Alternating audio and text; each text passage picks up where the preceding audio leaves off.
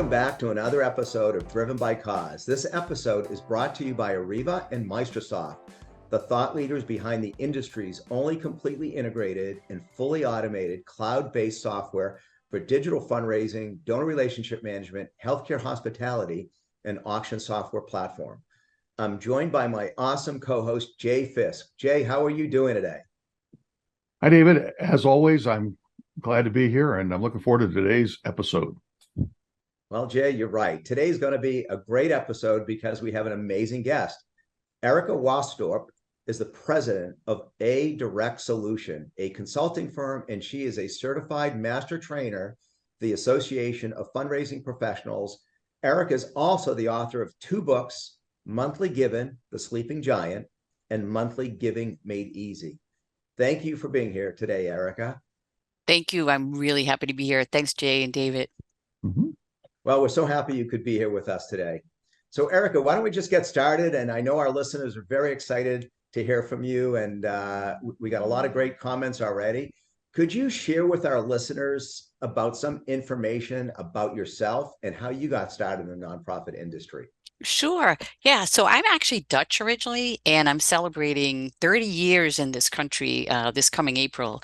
And so I moved here from the Netherlands. When I was there, I was involved in direct mail, nothing to do with fundraising, but I got trained by Reader's Digest, the great direct mail company there, and loved direct mail ever since I got involved with them. So I worked for publishing firms, worked in the subscriptions in those days. And then when I moved to this country to marry an American, I got involved with fundraising.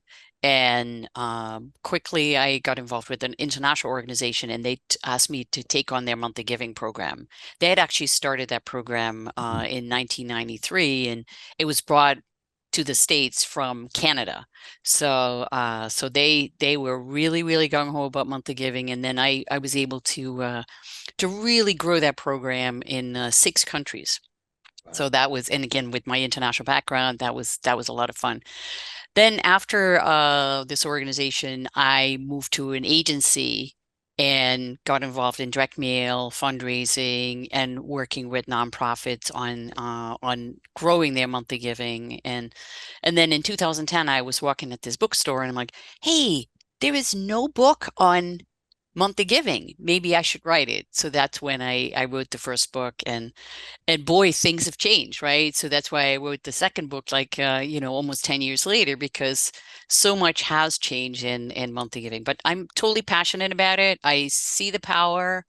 I've seen what it can do for organizations in keeping them sustained, no matter what happens during disasters, especially, right? So, and the reality is we have a lot of stuff going on around us. So it's really important to have that sustainable revenue. Well, we're thrilled that you're our guest today, Erica. And as a certified master trainer for the Association of Fundraising Professionals and president of your own consulting firm, A Direct Solution, in your many years of experience training nonprofit executives and professionals, what would you say is the most common struggle that you come across? The common struggle is the balancing act between short-term revenue and long-term revenue. Mm-hmm. So when it comes to monthly giving, sustainable revenue, it's all about long-term, right?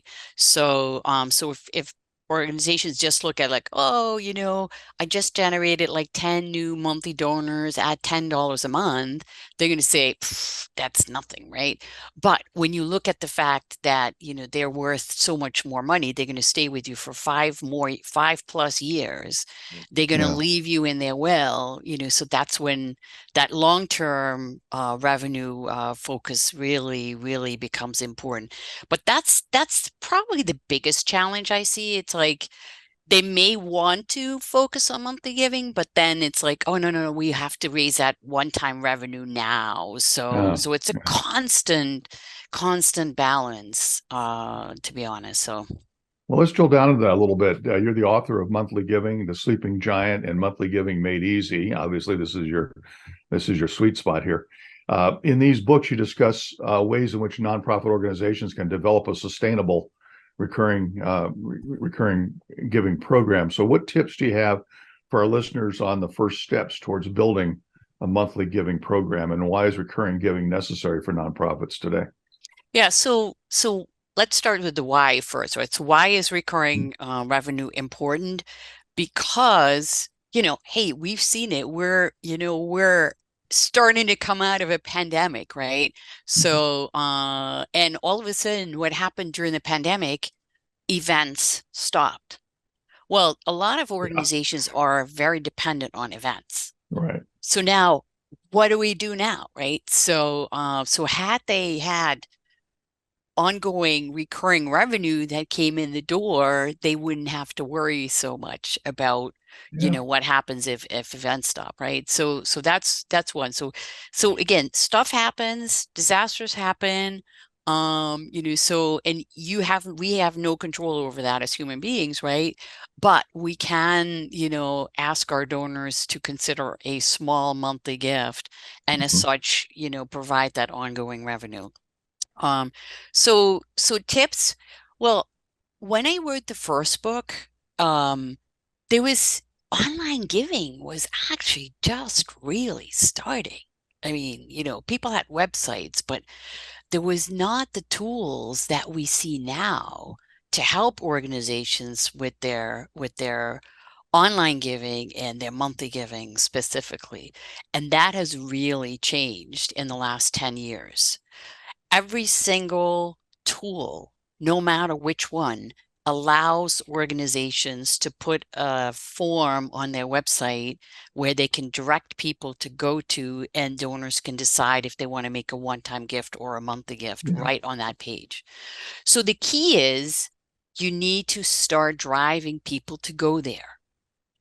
And, again, if you're heavily mail dependent, great, use your mailings, ask for a monthly gift in that, but also drive people to go online. And again, we're obviously seeing since the pandemic, especially donors, no matter what age, are comfortable going online to give, right? So Yeah. driving them to go there is the key. And there are so many opportunities. I mean, the book Monthly Giving Made Easy, you can literally just open a page and say, put a stick in it and say, hey, I can do this. I can add a button to an email newsletter. I can add a button to the homepage. I can, like add a little line on my reply form. There's so many options now to drive donors to give monthly, but you just have to do it. So that's the key really. So in essence, organizations have no excuses. They can't say, "Oh, my system can't handle it," because guess what? Your system can handle it, right? Yeah. So there's no excuse not to do it. The key is again, short term versus long term. To give you an example, organizations most organizations send emails, right? And in every email, why not have like I call it the power of a tiny button. You can add like one or two lines that say, will you support lasting change, or will you help the animals 12 months a year, or whatever, and add a second button in every email, and you're going to get some monthly donors because you're doing that. Right. So, and people are like, well, but is that going to impact my one-time gifts? And the reality is it has not, I have not seen that Yeah. happen. I've seen that donors, when you give them the choice, they say, oh, yeah, that actually works better for me right now in my current situation. I can make a monthly gift because I want to help. And I think that's the key thing is that donors want to help. Can I They ask a may not be follow-up? able to write the big check right now. Go ahead. Let me ask a follow-up question on that. Yeah. It occurs to me that if you're getting a monthly gift from someone, that's obviously just a cash contribution. Are companies doing matches on monthly contribution? I know they'll do Oh, matches. yeah. If you make a one-time match or one-time gift, you can get a match. How many people are taking advantage of putting a little checkbox or something on their website that says, and my company will match? Are people doing that, or are they not doing Oh that? yeah, there's like sometimes it's part of the follow-up. Like if your company matches, please make sure that we have that information. But yes, Sure. companies absolutely match on monthly gifts as well. I see some companies that are actually like, that organizations work with companies or partners Right. that then offer like, okay, well, we will match the first 12 months of your, like, or the first year or the first 3 months or, many, many variables of that. But yes, matches are totally possible. Absolutely. Yep. And I find that with auctions, when people RSVP to come to an auction, if they ask about the match as part of the RSVP process, the rate of return on that match is dramatically higher than if they ask after the event. If you ask after the event, that's sort of old news, if you Yeah, will. yeah, yeah, But if you interesting. Yeah. ask as part of the RSVP process, then they, oh, okay, yeah, I guess I'm going to get this match. And so they kind Mhm. of come in with that. They're more likely to respond to the post-event paperwork to do Right. the match. I would assume it's similar when you Yep. ask for the Yeah. match online versus waiting till they make the donation and then Yes. ask for the match. Yep. Yep. And Jay, Erica, you bring up a great point about online pages, right? I mean, Yeah. I think and everybody should have that accessibility today. If you don't have an online page, I'd be first of all surprised. Jay, I think to your point, which I think is also very important, when you're giving and you're going to that online page and Yeah. that every nonprofit, even if they don't have integration to like a double the donation, Yes. Yep. they should still have on that page a section that says matching gift, and just allowing that constituent, that donor, to fill in the name of that company, even Right. if the company has to go and do their own research. And if they don't have it, they should force their vendors to Hmm. make sure that it's there, because as much as we overlook that sometimes. You're right, Jay. It's a very, very important piece. I Hmm. also think, Erica, to your point on the online, and we'll get into a little bit about the technology, is when you're thinking about online, you really want your constituents, your donors, never to leave that page in the sense of their website. Right. And I think this is something that's not necessarily new, but a lot of organizations, when they click on that donation page, a donor, they're being pushed off of that nonprofit's website, and they Hmm. should challenge their vendors on that too. Hmm. Are you seeing a lot of that, Erica? Yeah, I mean, we don't go into too much detail because a lot of times, like organizations already have a specific solution that they're working with. And when it comes to recurring gift, you want to be a little careful transitioning or jumping around too much with payment solutions and software for payment processing, because it can be a bear to do it. So, and I've worked with a couple of organizations on helping them move, because a lot of times you lose recurring gifts. So a lot of times, like if they already have a solution they're happy with for their one-time gift, we just try to make sure that we're optimizing it for recurring gifts. But a lot of like what we do in monthly giving is process, right? So, and I think to your point is like a lot of organizations may not necessarily even realize that they're leaving the website, right? So yeah, and again, asking your partners to prevent that is key. So Well, I'll just add this. I yeah, think when they don't leave your website, site engagement goes up, yes, and they're providing more information. But while we're on that subject, I would love to hear a little bit. Maybe you could share, we talked about your training on the executives and the organizations themselves, but based upon the monthly giving program that we're talking about, is there a certain message that you would recommend, or something that you could share from a marketing perspective, to get those constituents to come to that page right, Yeah. yeah. that's more So compelling? yeah, so that's like again, it's just realizing that um what organizations are doing in terms of their fundraising in general is tell a story, right? So they got to tell a story and explain the need, right? So get the donor to say, yes, I'm ready to help. And then you give them the option to help either with a one-time gift or help on an ongoing basis, right? So, and I think that's where, again, creating like I would call it like I call them tiny stories or mini stories, like saying, okay, what can you say in one line that is going to motivate the donor to consider a monthly gift? And again, help create lasting change for the animals could be a line like that, right? Or help on an ongoing basis or help on a sustainable basis. Let's say it's an environmental organization. So, but looking at like having those one-liners and then you can create a two-liner, what more can you do? How can the donor make a difference? So put the donor in this in the solution provision, right? So the donor is a solution and say you can help create lasting change with a monthly gift. Mm. Those are just a couple of examples. So don't say, I mean, I just did the chat GPT little test and I was like, okay, write me a little note. How would I promote monthly giving, right? And it's pretty cool what they come up with, but it has all this generic stuff in it, like support our mission and whatever. And it's like, well, all right, but the donor doesn't want to support our mission.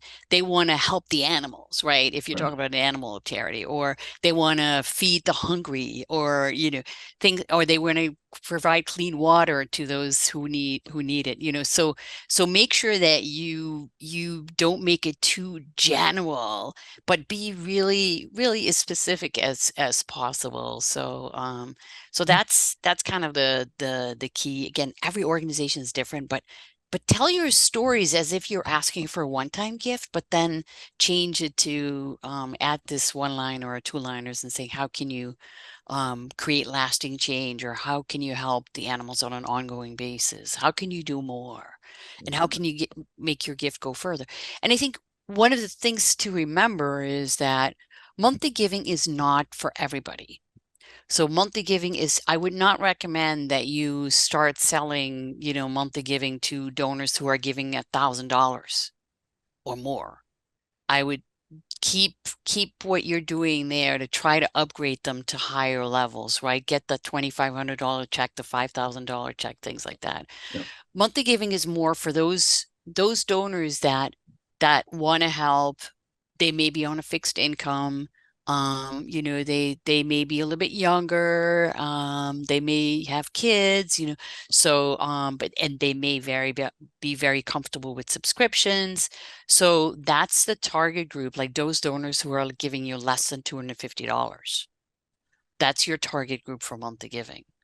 So by all means, segment it out, if you possibly can. So You mentioned younger donors, and that sort yeah, of ties in with my question. And my next question is about technology, yes. and it's unequivocally changed the nonprofit industry. And of course, the younger people are very comfortable with technology. Can you share some successful ways you've seen technology being implemented into monthly giving programs?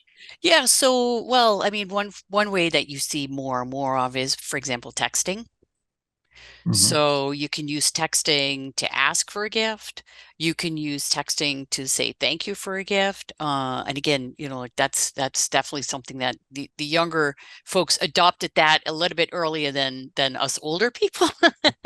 And I call myself a little bit older, so I'm over 60. So and then it just, again, the fact that, younger people, our kids, our grandkids, they grow up with technology, Yeah, right? So they're yeah. not afraid of it. As opposed to, we're like sometimes like, oh, what happens if I hit that button, So is it going, so I think the just the ease of giving with the technology, with all of these online pages has really made a difference. And I think the other piece is the banking.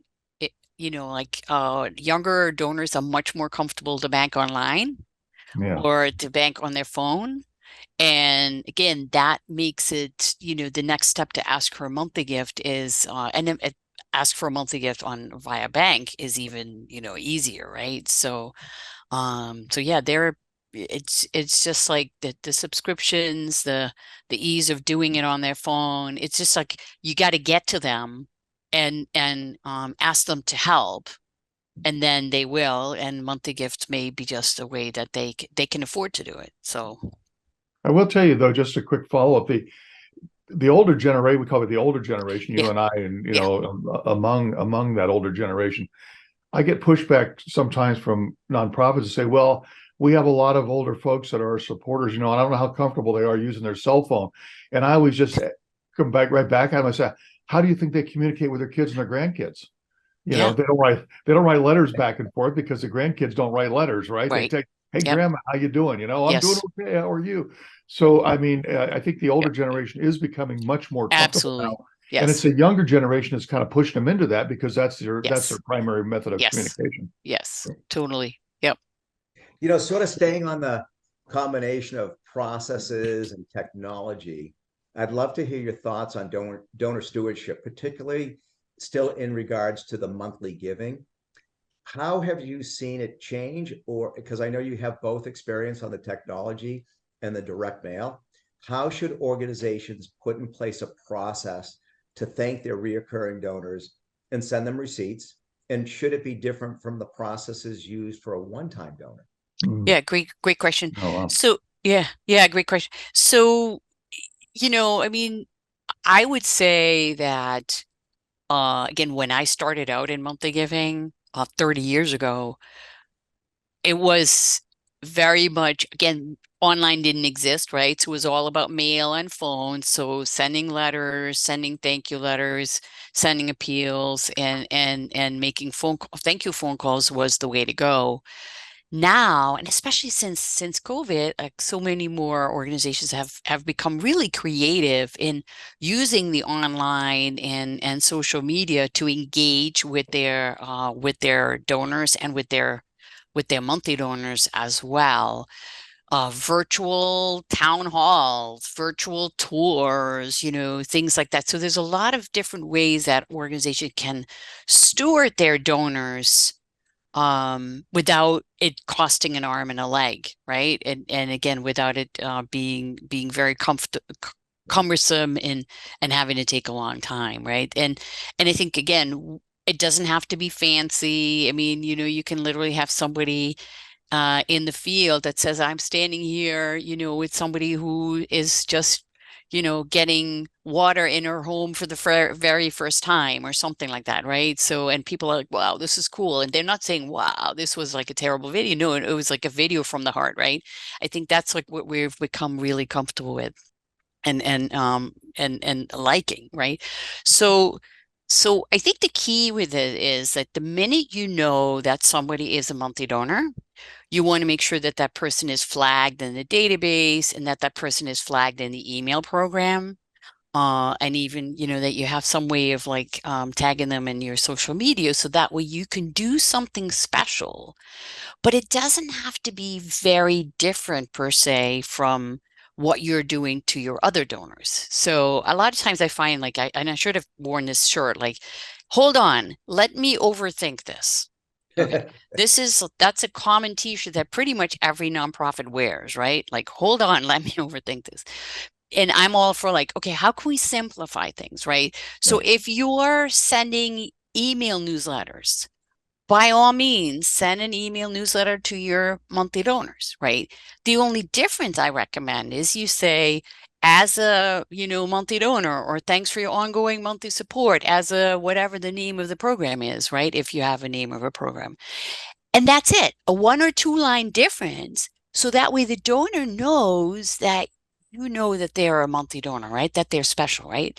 And you're probably doing that for if you have a special major gift category or club or something like that, you may be doing that as well. So, but you can basically do the same thing, right? And then again, what are some other opportunities that you're sending out to your donors?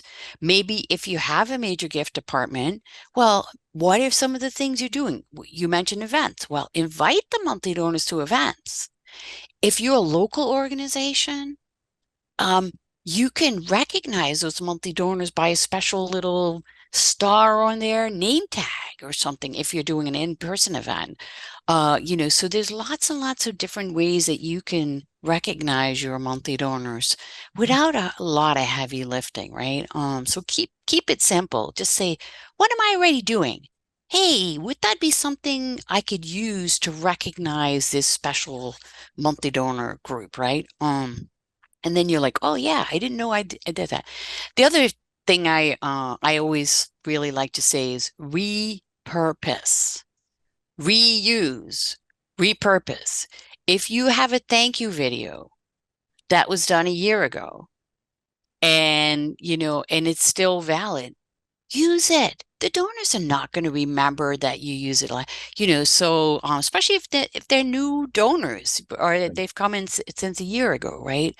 Look back at an email that was really successful in telling how the donor made a difference.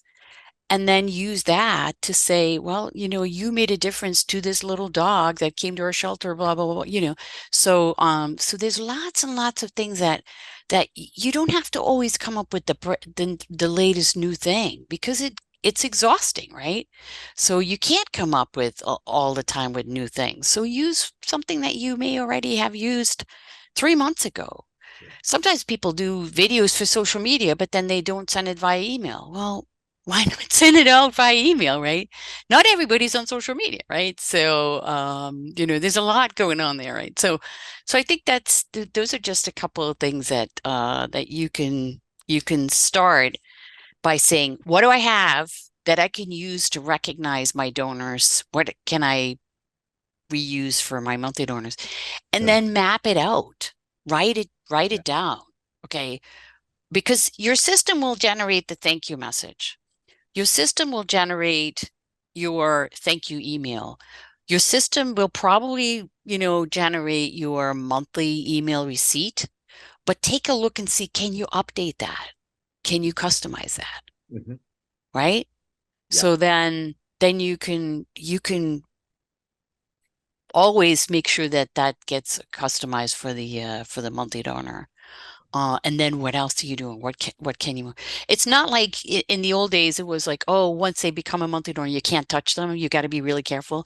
Now it's like, yeah, they want to be engaged. Yeah. They want to hear from you. They want to, they want to know that their gifts are making a difference. Mm. And by telling them how that happens, that's key. So Yeah, I Love yeah, it. I love that you said all of those things because maybe we sometimes take that for granted about getting the automatic thank you, acknowledgement, and receipt. And I think the systems today, if they're not doing this, Erica, should have the notification directly to the staff as well. So, yes, Jay gives that donation, whether it's just a single donation or a reoccurring donation, that the staff gets that notification.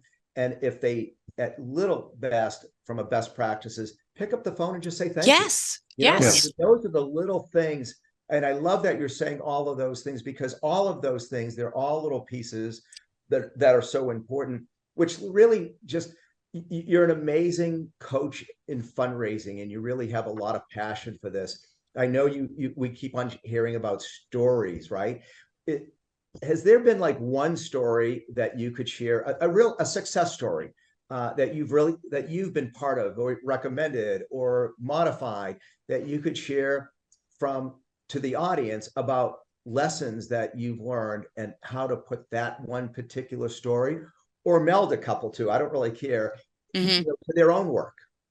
yeah. So I mean, I think one of the when a couple of years ago, there was a small, because again, you don't necessarily have to be big to start a monthly giving program, right? Because you have the tools, right? It's not like it's a huge investment anymore, right? So this was an organization and they only had volunteers. They had 500 volunteers. They hadn't done too much in terms of like donor acquisition yet, and they were a little hesitant to ask their volunteers for money. And it was a children's organization, and they heard my spiel about monthly giving and they said, hey, how can we do that? And they actually had a board member who says, hey, I think this is a really good idea. We want to have sustainable revenue for this organization because we want to grow and we want to keep doing this. And they put up a $5,000 match. So the organization went out and they did an email to their volunteers asking that they were looking for 25 new monthly donors. And if they accomplish that goal, they would get that $5,000 match from this generous board member. Well, they sent out their email and they were like, well, we're not sure what we're going to get.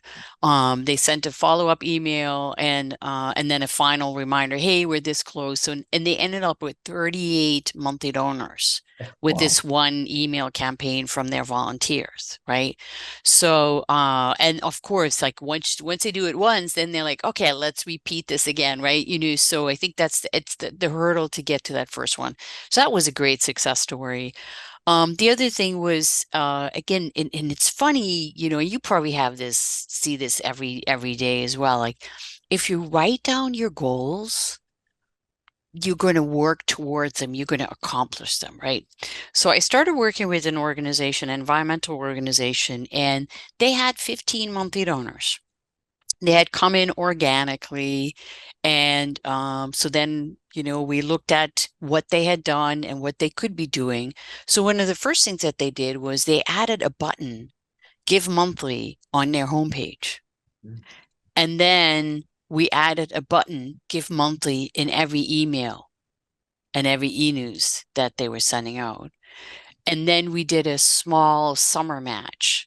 They were celebrating their 35th anniversary. So we said our goal is 35 new monthly donors.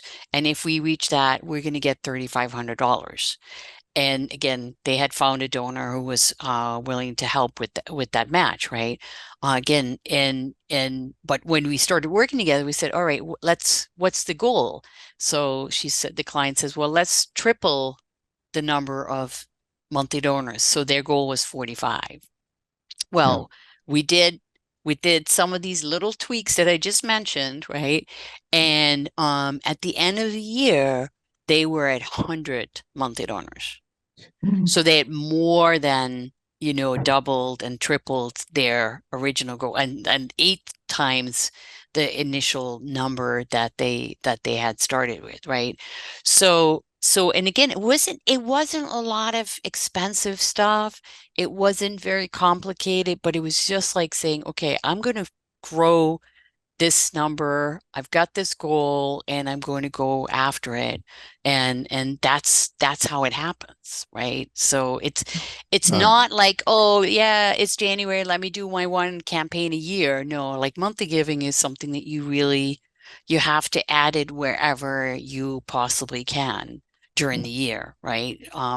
Because like anything, sometimes people need to see it, and they're like, oh yeah, I saw that in the email newsletter. And then finally, like, after a couple of times, like, yeah, I want to help and let me start my monthly gift, right? So, so it's a constant, I call it the planting of the seeds, right? Right. So, because the best, what the best time is to plant a tree, right? It's, like it's now, right? So the best time to plant a tree is now, right? When you want it to grow. You want it to grow, right? So when you want it to grow. Exactly. So I love that you mentioned the specific goal. A lot of times with my clients, I'll ask them how much they want to try and raise. They say as much as possible, and I go, yeah, as much as possible is not a goal. It's like where you're going on vacation, as far away as possible. Right. You're very specific about where you're going to go on vacation, right? How long you're going to go and how you're going to get there. You should be as specific. What your budget is, You should be as specific. I'll sometimes say to them, kind of facetiously, I'll say, if you don't know where you're going, any path will take you there, right? So be very specific. So I'm very glad that you address that. We've spoken a lot about your work. I'm curious to know, what's something about you personally that might surprise our audience to find out? Well, I mean, not everybody knows I'm Dutch, so I think that's I was like struggling with that question. I'm like, I mean, maybe that I speak 5 languages. Oh, wow. So that's like, obviously, like, as a Dutch person, you have to learn other languages, right? So, and I grew up in the South near the German and Belgian border. So as kids, we would watch German television. Sure. So it was, what do you mean? And I never forget, I was like, again, I worked at this international organization and we would get German and, other language stuff, and I could read obviously and I walk into my boss's office and I said, "This is outrageous. Did you see this?" Right? And she's looking at this like, "Yeah, what does it say?" It's just kind of like funny. So Right. so I think that, like I speak like 5 languages. I love to travel, and I play a little bit of golf, not very good, but I go straight. I don't go far. I go That's straight. good. That's So good. again, it's a constant, chipping away at things, right? So Yeah. I think those are probably a couple of things that people don't know about me. All So right. Well, thanks for sharing those. yeah, Well, that's amazing. Speaking 5 languages, yeah. truly amazing. Not surprising, but truly amazing. Yeah. We always like to finish our show by asking one question of you, Erica. Mhm. What is something that we didn't ask you today that you wish we had? So yeah, there's a lot of I think the question of like uh once a donor becomes a monthly donor, can you ask them to upgrade? Mm. Ah, So we didn't talk about that. Or good can you ask idea. them for an extra gift? And the Good answer idea. is yes, you can.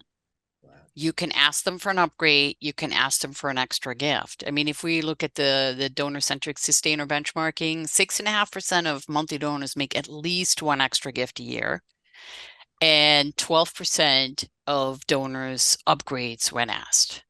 So if you don't ask for an extra gift or for an upgrade, you're leaving money on the table, right? Right. But I mean, but it also depends on what's your communications plan, right? You don't want to send every single appeal to your monthly donors, but you can probably send every email to your monthly donors as long as you recognize them as such, right? So, but take a look. I know sometimes people are like, well, I can't be asking them that. And it's like, say it's a match appeal, right? Or you have a special project appeal. Well, ask your donors if they want to help. And they may actually still be able to write a big check too, right? So you don't know unless you ask them. But it's Yeah. more like think about what would the donor be upset about if you hadn't asked them, right? So, because sometimes people are like, oh, I didn't know you're building this new thing, or you needed money for this, right? So it's like, oh, well, I didn't want to bother you. And it's like, well, I would have helped if you had asked me, right?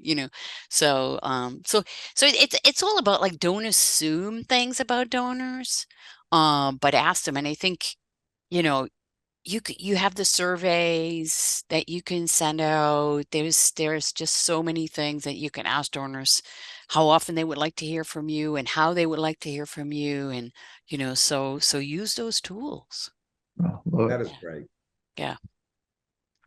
Erica, thanks. That was really fantastic. I'm glad we asked that last question. That I know our audience really truly enjoyed that answer, and I think you just reinforced a lot of things that maybe they had some questions on, and I really appreciate that. We'll be right back after this. We are a team that has had an enduring influence on the nonprofit industry for more than 3 decades. We pride ourselves on developing and delivering technology with a purpose, software born of a genuine understanding and passion for cause. We are relentlessly dedicated to our client success. We are with our clients for good. We are Arreva, tech with purpose, driven by cause. Arreva is the trusted advisor and market leader of fundraising, donor relationship management, and auction software and services. Exceed further, our evolutionary all-in-one digital fundraising and donor relationship management software is helping nonprofits worldwide further their mission, transform fundraising, and cultivate relationships with donors and constituents. Our Maestro Auction virtual, live, and silent auction software, text-to-bid, virtual and mobile bidding software, and text-to-fund, text-based donation software are helping nonprofits raise billions of dollars through thousands of virtual fundraising events, charity auctions, and galas.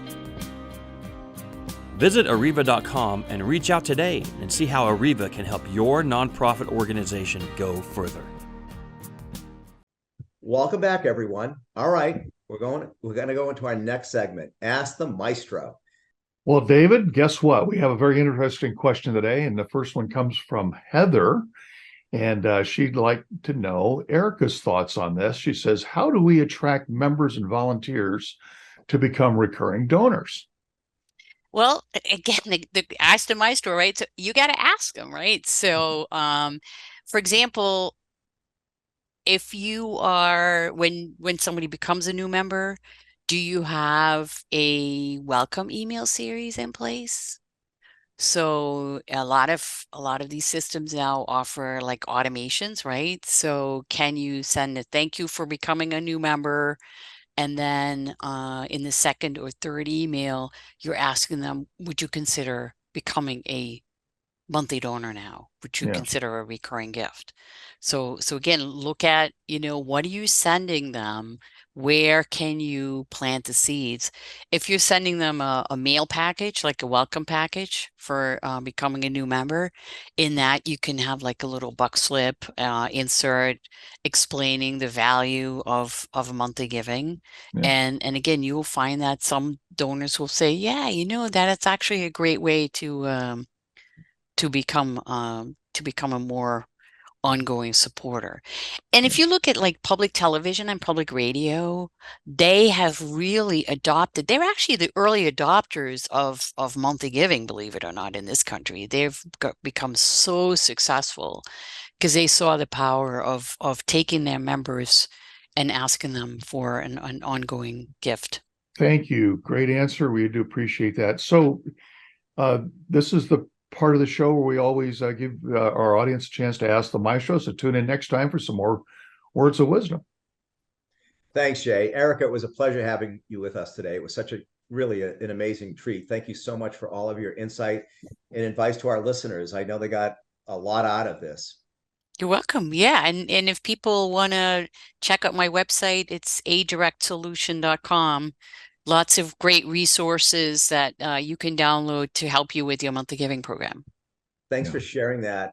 It's really important. Please go to our website. It really is truly amazing. And while we're at it, let's make sure you go ahead and hit the subscribe button, not to miss out on any of the Driven by Cause. I also want to give a special shout out and thank you to our amazing sponsors, Arreva and MaestroSoft, for their support and allowing us to be here with all of you today. Thank you to all of you for our fantastic listeners. We hope you'll join us next time on Driven by Cause. Make it a great day.